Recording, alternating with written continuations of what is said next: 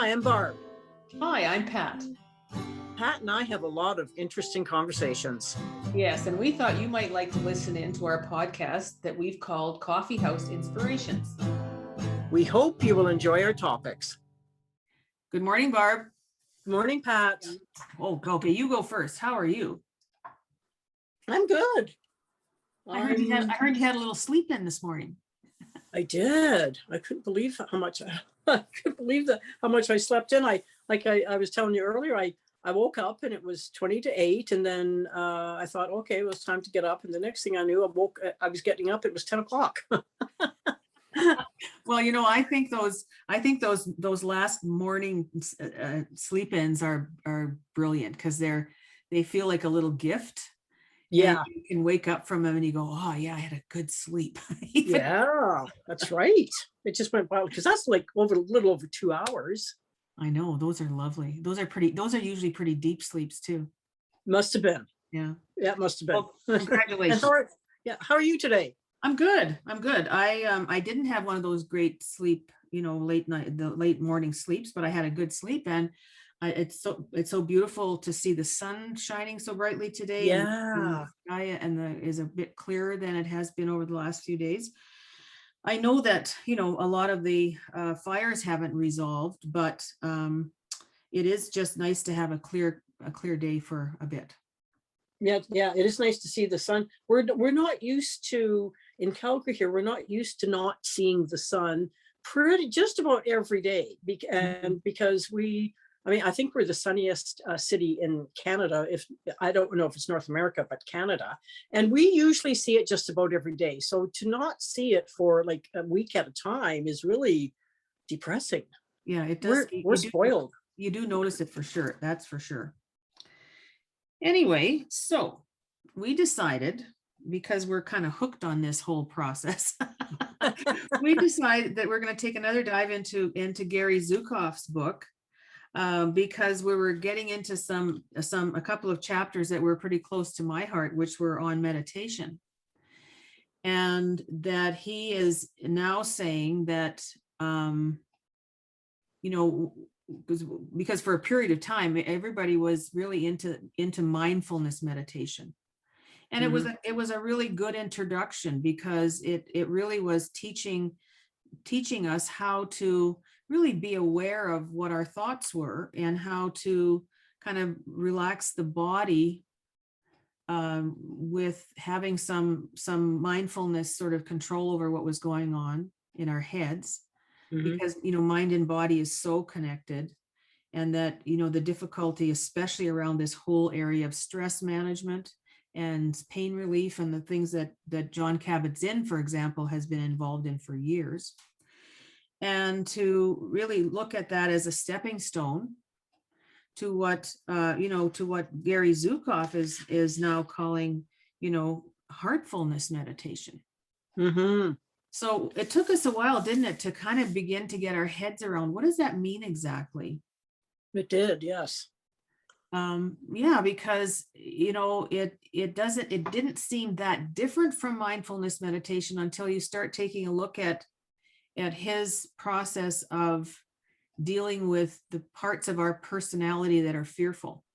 And that in mindfulness meditation, when you come across these worried and weary thoughts, and how they affect the way your body feels, mindfulness meditation said, let's be aware of them and kind of watch them dissipate, but never went in further as to how do you transpose those thoughts into something more neutral or loving.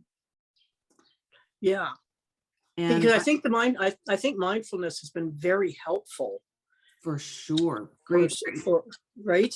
Yeah. Greatest introduction to, at least in my experience, the greatest introduction to stress management, for sure. And into, the way we deal with whatever is going on in our bodies, separate from what is going on in our minds. Right. And the focus in mindfulness meditation is to really not judge the thoughts. Mm-hmm. Those are bad, those are good, I can't have that anymore, blah, blah, blah. What Zukav appears to be saying is that when those thoughts that come up are disruptive, they are parts of our personality that is fearful.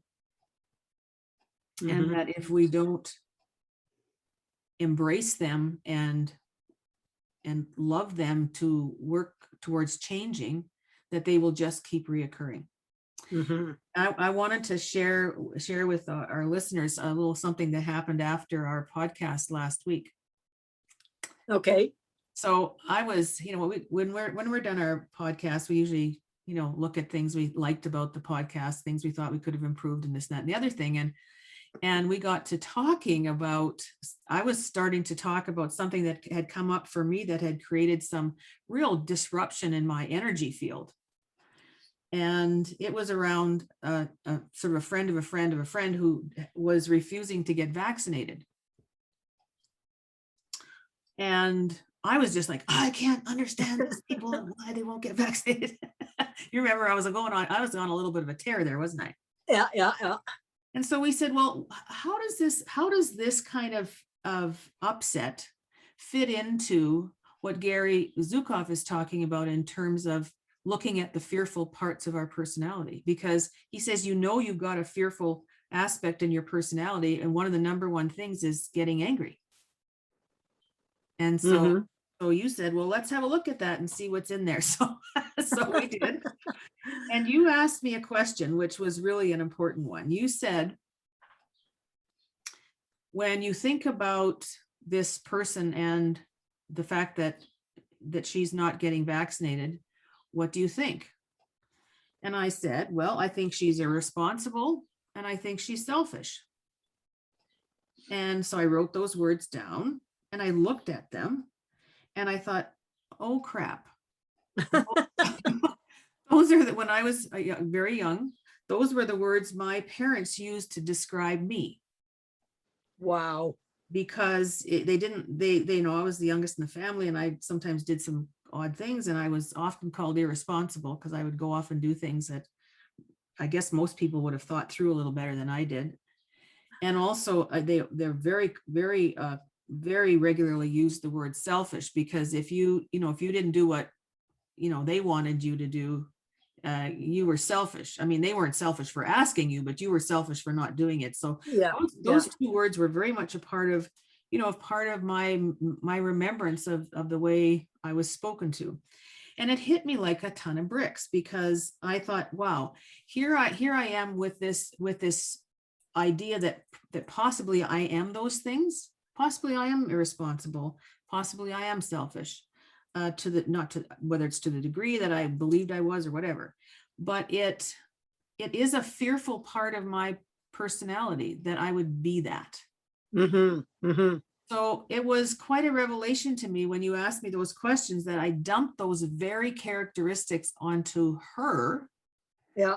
Which really, it was a reflection of some fearful part of myself. So what Gary calls like projecting, it was a projection onto her. Absolutely. Absolutely. And so from there, I really did that exercise where I took that feeling and that kind of revelation into the heart center and used the words that he describes when you're changing from a fearful reaction to a loving reaction, to be patient, to be compassionate, with myself, mm-hmm. to find some gentle way to embrace that as I could without judgment. And then I noticed the most interesting thing is that particular judgment just left. That's great. And it has a little bit of a life left to it, for sure. Mm-hmm. But it was like, wow, I don't feel that anymore. So when you took it into your heart, when you took it into your heart, what did you do with it in there? Like what Well, I did, What are you I did thinking? kind of what I was, what I was saying, and I always reference, the indicators that Gary gives us about what it means to go into a loving place. And Hmm. and so I took that idea that I've been judging that person out of a fear of my own. Hmm. And so I took that fear kind of into the heart center. You kind of just drop it down. And I felt so much appreciation for having seen that, which is one of the descriptors of a loving sort of aspect. And then the idea of compassion. Wow, you can have a lot of compassion for yourself for carrying those sort of beliefs or possible beliefs around about yourself for so long, and then having it affect the relationships that you have with other people, and feeling the compassion for that, and Okay. and really feeling um, a loving compassion for that occurrence or that Okay. aspect of the personality, and it starts to loosen up. So it doesn't, so it might not, because as you're talking, I'm thinking, because some people might not be able to find that compassion. So do you think it's just kind of like a work in progress? You just keep doing it, Yes. and it Even if, might not happen? even if you just did it as gratitude or Yeah. appreciation of Okay. having seen that aspect of your personality that has been, creating flares of anger or some reactions to things that you can't really think, well, I don't know why I would react that strongly. But when you take a look at it, and when you ask those questions like you did, and they're simple questions, and you're open to look at it, because you have Hmm. to look at it, it's quite powerful. Yeah. Yeah. And so I've been, practicing some of those things. If something comes up and I'm just, yell crazy Yeah. mad about Yeah. something or frustrated about something, I'll take a look at it and try to look into any parts of myself that that I might be judging myself over. Yeah. Because when you turn it outside like you did, and you say, well, what are some things about that particular thing that really ticked you off? Yeah. What do you think they were, what do you think it's about with them that they would do that? And you pull those things out. And I will say, very often you'll be looking at some words and you'll be staring at them and you'll go, oh my God, There we go. there we go. I know what this is. Yeah. I know what this is. So it's really Yeah. quite a powerful process. And I think you just made a good point about the willingness, like willingness to take a look at it, because I think without the willingness to take a look at it, if you have to have that, because otherwise you're just going to continue to carry it. So Yeah. you really, because you were very open and willing to see what that was, and then bring that compassion into it. So I think that's really a big part of it too, because a lot of people, like the ego and stuff, wants to stay angry. Oh yeah, the it takes a good run at you, because the Yeah. ego says, well, of course that's irresponsible, and and you wouldn't do that, and Yeah. Yeah. this is really a selfish person, and well, look at that, You like, have every right to be mad. exactly. So the ego does want to grab a hold of that, and you can feel it too. Yeah. Yeah. Because where that really shows itself is that a little bit of fear of being vulnerable, Hmm. because the ego is aware of vulnerability being its enemy. Right. Because if Yeah. you're vulnerable and looking at something and not being competitive about it or angry about it, or self-righteous about it or something, the ego starts to shrivel a little bit, because it's losing some of its hold on Yeah. your Yeah. And it does not like that. No. And the thing that also that I was kind of driven by a little bit in this process is, he says over and over and over again that if we can't find that place where we can begin to incorporate and to forgive those fearful parts of the personality, we're really holding back our alignment from our own soul that has Hmm. come to express a certain thing about us or around us. And that if we don't clear some of those things, or we don't forgive some of those aspects and the fearful aspects of ourselves, that we really stay a short distance from that soul purpose that we came here to express. That's a big Yeah, because, motivator. yeah, because he does say that, doesn't he? He says that that was kind of like our, contract, so to speak, to when we came here, that we were going to work on those things and do those things. And so, yeah, you're right. It keeps us away from that alignment with our soul. Yes. And yeah, so I'm just going to say right now, just right out there, that even though I kind of understand what we're going to be talking about, I'm not really ready yet to really put it into words, because even though I understand it, there's parts of me that are still kind of a little not Sure. wrestling with it, but Well, so we've been going around and around with this thing too, because I think that it really comes down to a very similar concept as to what we were just talking about.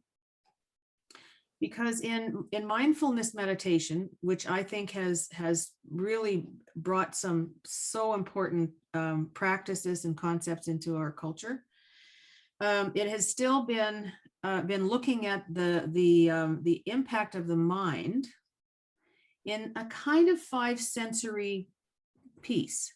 That says when something comes up, and you can, you see where a thought is at, or you understand where you've got some worry or you've got some fear, that you use the mind to sort of, by not judging it, to make it less impactful, just by not judging it and using the mind, saying, well, that people have thoughts like that. That doesn't make me a bad person. It's, however you want to define it.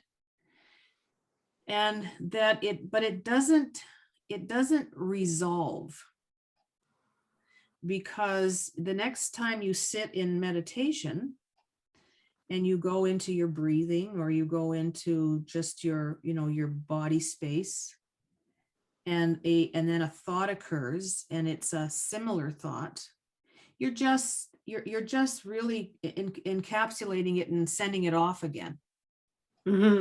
Not judging it, so you don't create some upset in your body, but you haven't transformed it in any way. Right. Just let it float on by. Yeah. Because, in meditation, we often say, imagine it's a cloud passing, or imagine, you're a wave on the ocean, and you're, slowly absorbed into the ocean, sort of thing, and feel the cadence of the wave, and use that in your body and that sort of thing as a calming influence.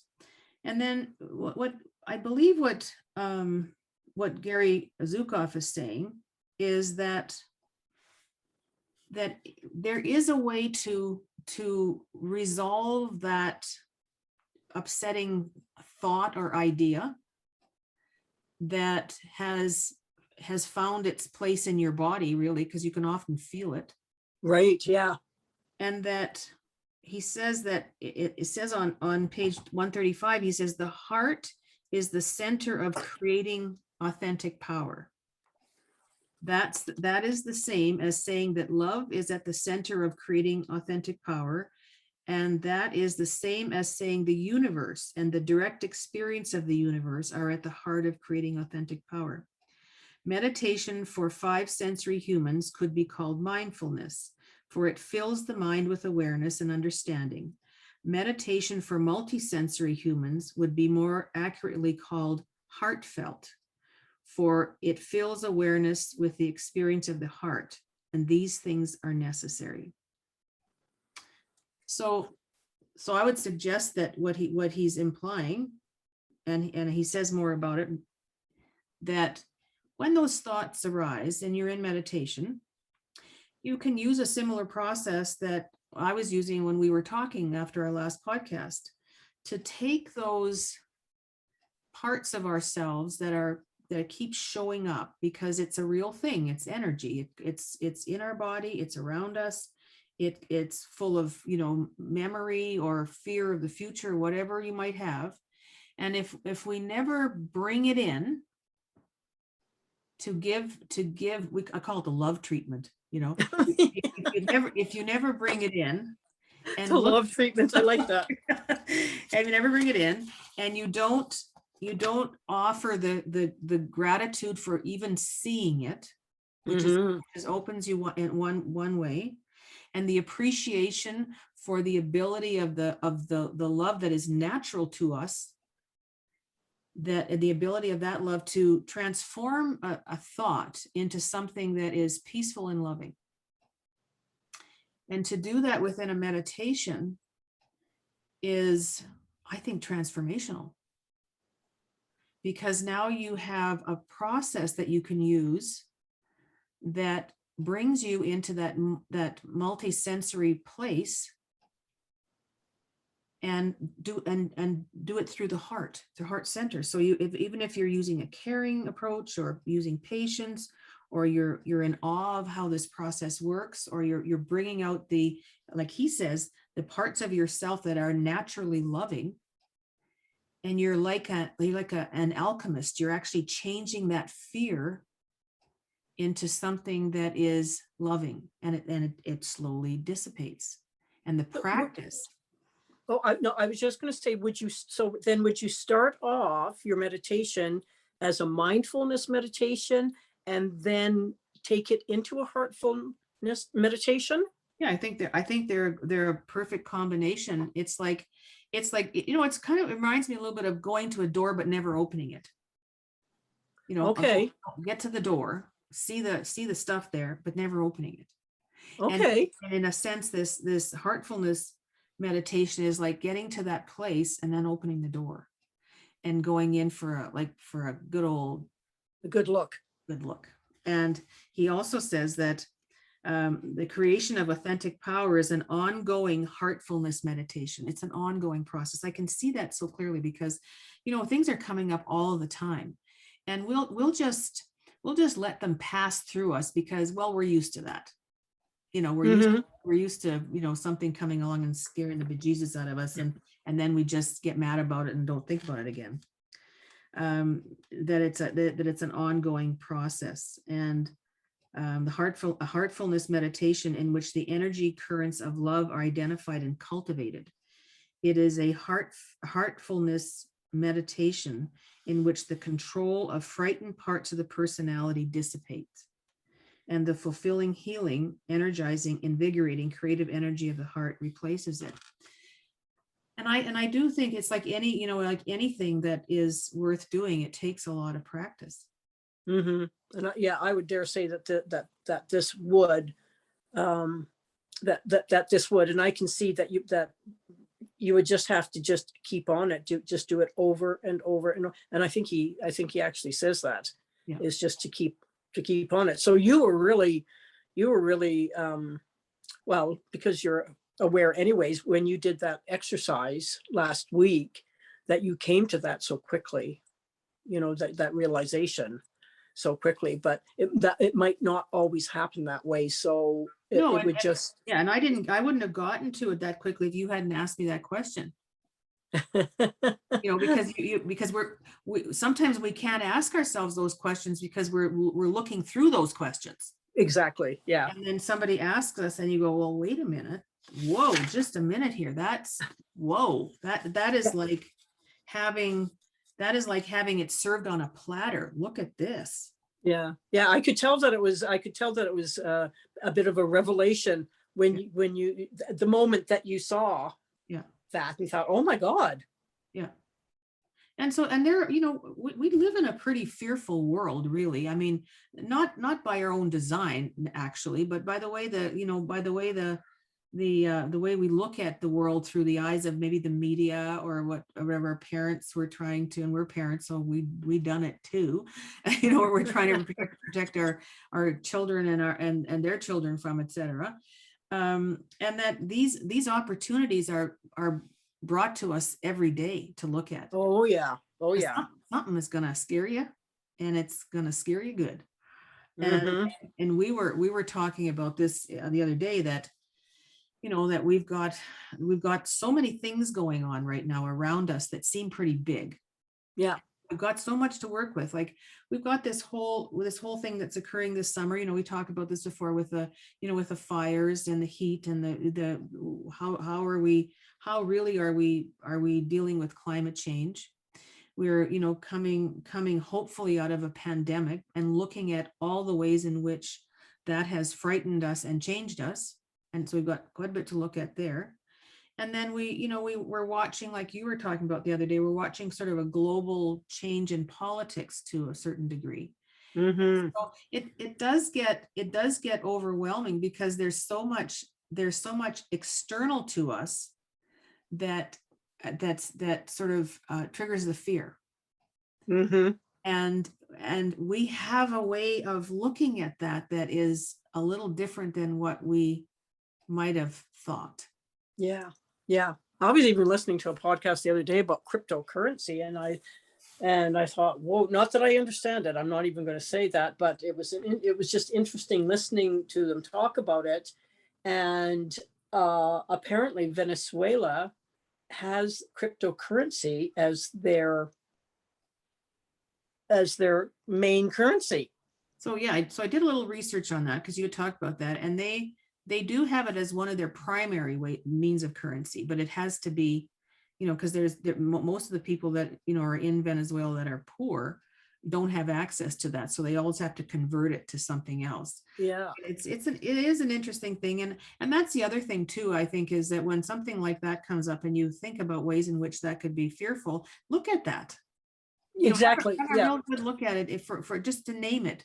Why does that scare you? Because it's what? And you'll find things coming out that you recognize as things that scare you.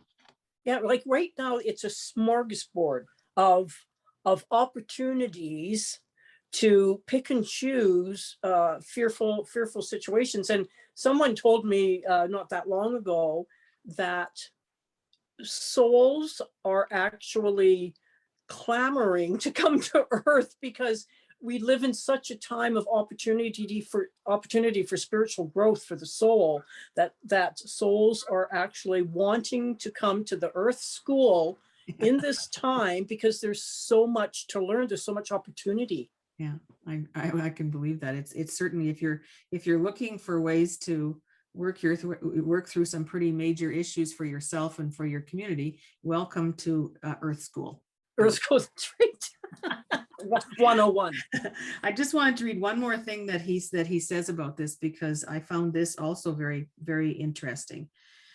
He says, intention is primary. Intention is always primary. Remember, he talked about that with the karma, like that it's not necessarily what you say or what you do, but what was your intention? Right. And when a multisensory human meditates in heartfulness meditation, it is to move into the painful emotional experiences of the frightened parts of his or her personality and use them as they were meant to be used, as multisensory humans understand them to be used, to eliminate within themselves those aspects of themselves that prohibit them from giving the gifts that they were born to give, from fulfilling their potential, from living in love, and from being love consciously.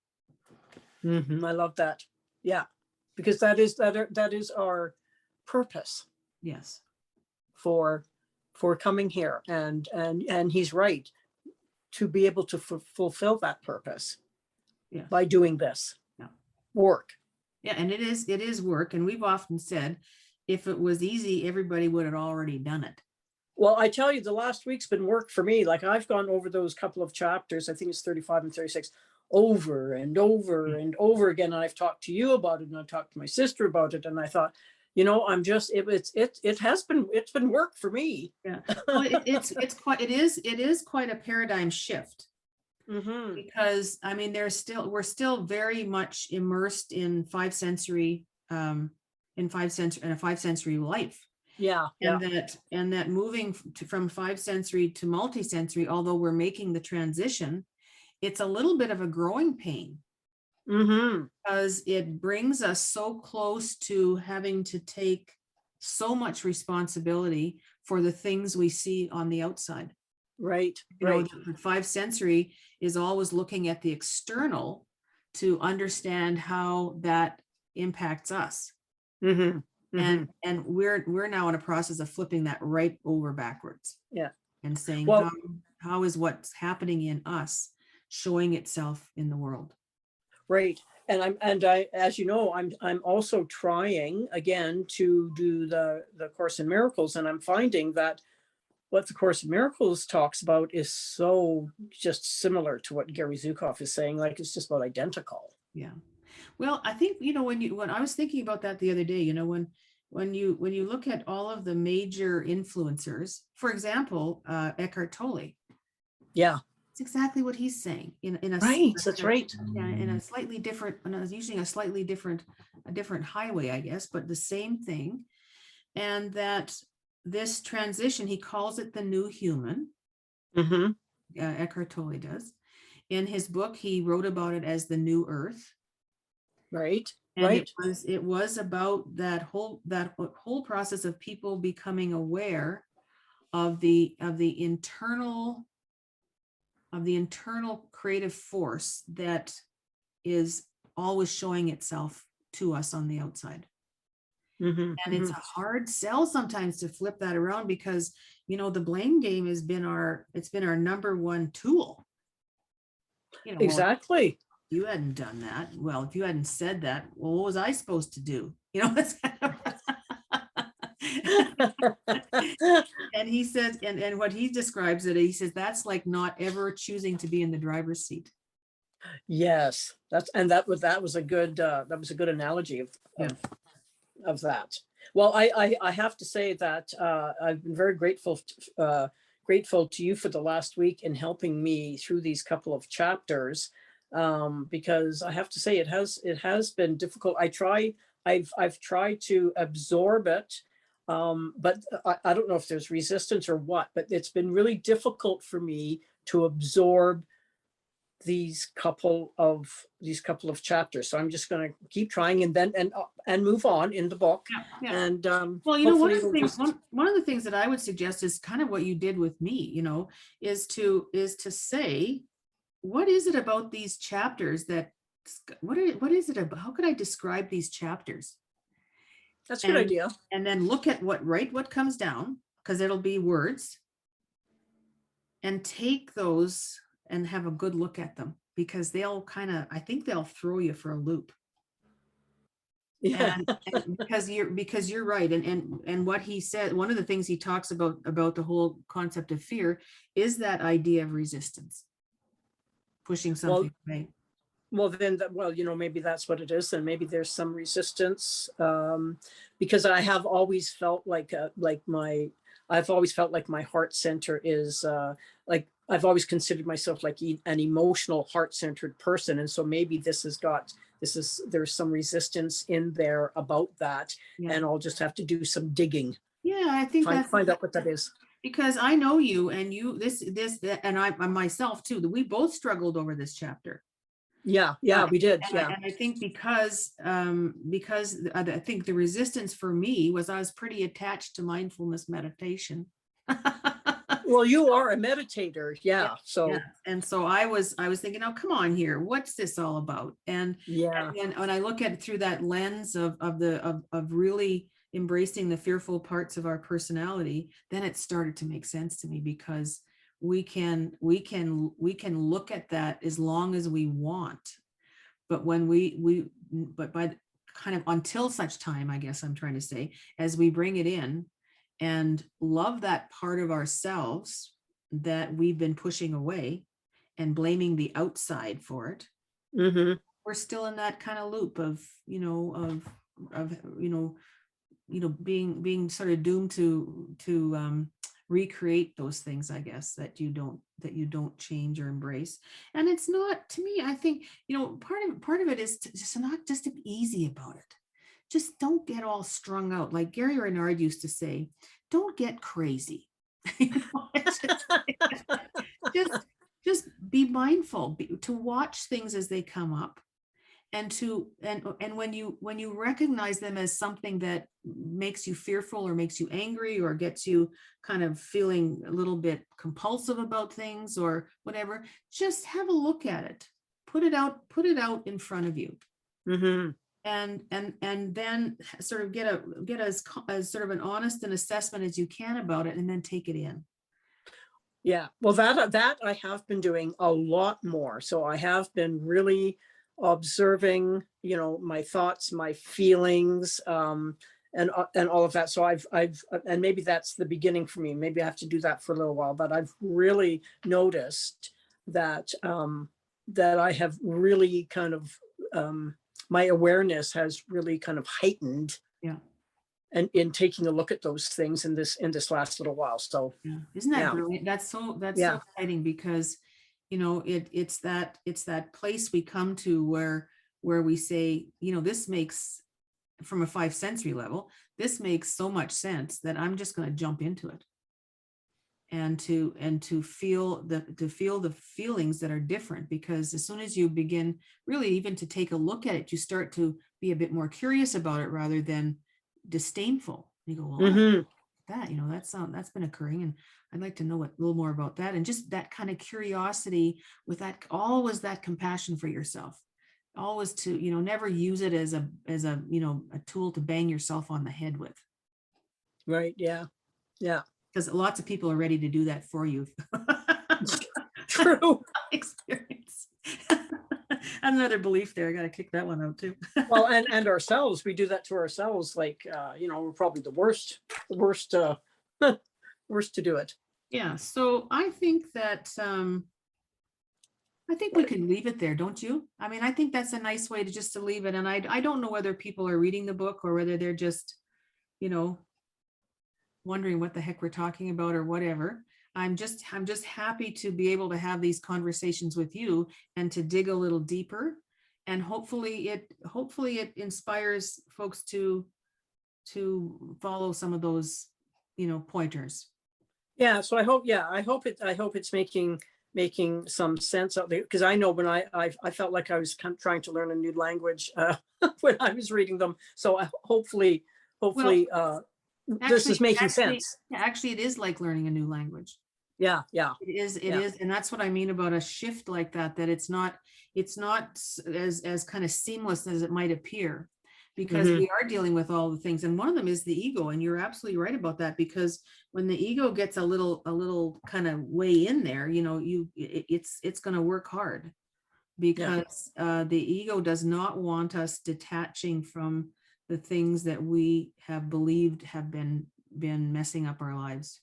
Well, that's true. Yeah, it's true. And it's almost like it's always working against you, because it's survival really is the 5 sensory. That's the ego's survival. And so if it's being threatened in any way, it's going to rear its ugly head.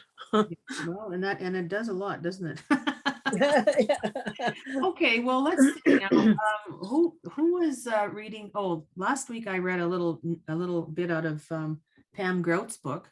So what Which is one? that one that we're talking about with Cory Booker? Oh yeah, yeah, yeah. And so I'm wondering if what you've been reading or watching or inspired by. Well, again, that's what I've been doing. So I've been trying to do the Course in Miracles again, because I've attempted it many, many times, and I've made it further this time than I ever have. So Awesome. I think I'm on lesson 9. That's And awesome. so I'm also reading that book along with the Course in Miracles by Pam Grout. So it's a really handy, what would you call it? It's like a reference. Yeah, like a reference to the Course in Miracles. And also, like I said, I've just been listening to Eckhart Tolle again. He's got a new one episode out, came out yesterday. And for some reason, I'm just really wanting to listen to him again. So between those things and Gary, I've been keeping busy with all of that. Yeah, it is kind of exciting, isn't it? I mean, it doesn't really feel like work. No. It just feels like a new page, really. Yeah, the only thing that felt like work was that couple of chapters. Okay, well, I don't know exactly what we'll do next week. We'll talk about it during the week. I'm not sure whether it's time to take a rest from this or not. We'll figure that out as we go along. Okay. Yeah, and I think that's it. Well, thank you for explaining all of that. 'Cause you did a really good job at Thank you. explaining. I hope it made sense. And Yeah. we'll see you next time. Okay, thanks, Pat. Bye. Bye, Barb.